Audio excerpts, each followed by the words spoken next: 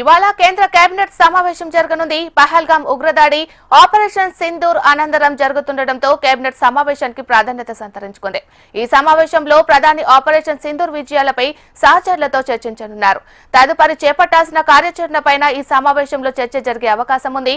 ఇక అంతకు ముందే ఢిల్లీలో కేబినెట్ భద్రతా వ్యవహారాల కమిటీ సమావేశం జరగనుంది. ఉదయం 11 గంటలకు ప్రధాని నివాసంలో సీసీఎస్ భేటీ కానుంది. ఇదే అంశానికి సంబంధించి మరింత సమాచారాన్ని మా ప్రతినిధి ఆర్కే ఫోన్ ద్వారా అందిస్తారు. ఆర్కే, ఇక ఈ రోజు ఢిల్లీలో కీలక సమావేశాలు జరగబోతున్నాయి. ముఖ్యంగా కేంద్ర కేబినెట్ భద్రతా వ్యవహారాల కమిటీ సమావేశం జరగబోతుంది.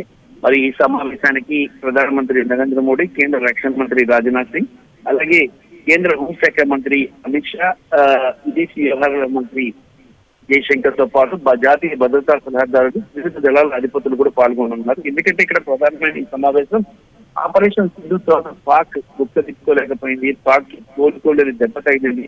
దాంతో పాటు పాక్ లోని కొన్ని అణుస్థావరాలు ఏవైతే ఉన్నాయో కిరాణా హిల్స్ లో అణుస్థావరాలకి దెబ్బ తగిలి భారీ లీకేజ్ అవుతుంది. మరి అక్కడ నూర్ఖాన్ ఎయిర్ బేస్ మీద భారత్ దాడి చేసినప్పుడు ఆ ప్రభావం కొంత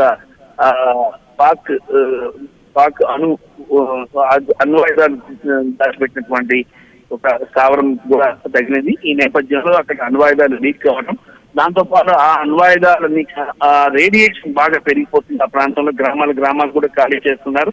మరి దీంతో ఇక అక్కడ పరిస్థితి చాలా అధ్వానంగా ఉంది.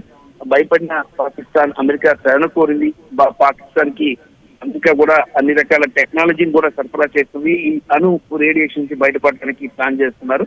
మరి ఈ అంశం కూడా ఈసారి భద్రతా వ్యవహారాల కేబినెట్ లో సమావేశంలో చర్చకు వస్తుంది. ఎందుకంటే ఇక్కడ పాకిస్తాన్ కి దగ్గరలోని భారత బోర్డర్ రాష్ట్రాలు ఉన్నాయి, పంజాబ్, రాజస్థాన్, అలాగే గుజరాత్, జమ్మూ కాశ్మీర్. ఈ రాష్ట్రాలకి ఏమైనా ఎఫెక్ట్ కలుగుతుందా, మనం ఇక్కడ ఎలాంటి చర్యలు తీసుకోవాలి?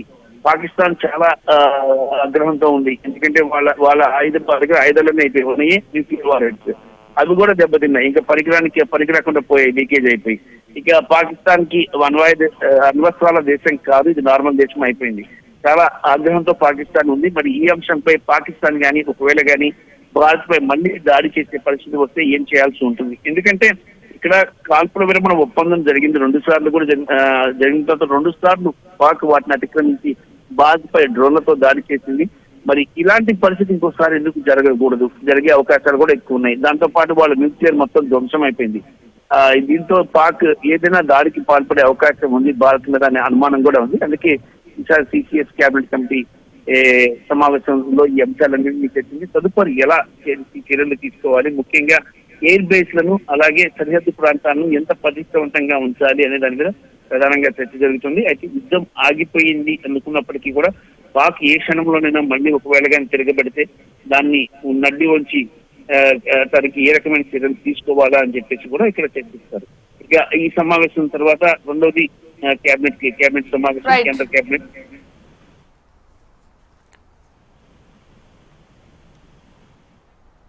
Right, thank you RK.